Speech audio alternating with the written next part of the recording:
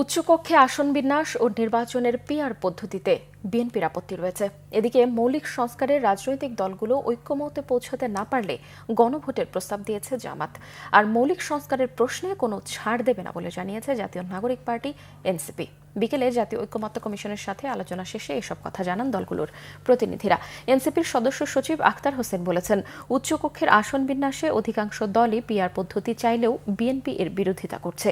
আর জামাত বলছে, মৌলিক সংস্কারে রাজনৈতিক দলগুলো একমত হতে না পারলে সেক্ষেত্রে গণভোটের পক্ষে মত দিয়েছেন তারা।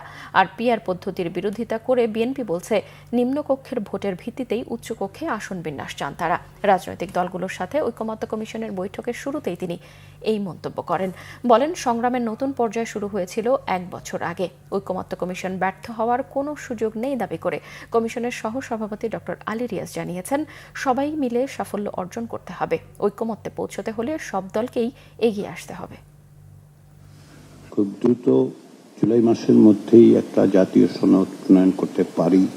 মৌলিক বিষয়গুলোকে যেন এই জাতীয় সনদে সকলের বা অধিকাংশের বা যতদূর সম্ভব সকলের মতামতের মধ্যে দিয়ে আমরা এক জায়গায় আসতে পারি। আগামী কয়েকদিনের মধ্যে আলোচনায় আমাদেরকে এই সমস্ত বিষয়ে সিদ্ধান্ত নিতে হবে এবং সেই সিদ্ধান্ত গ্রহণের ক্ষেত্রে আমরা যেন আমাদের প্রত্যেকের দায় এবং দায়িত্ব অনুভব করি।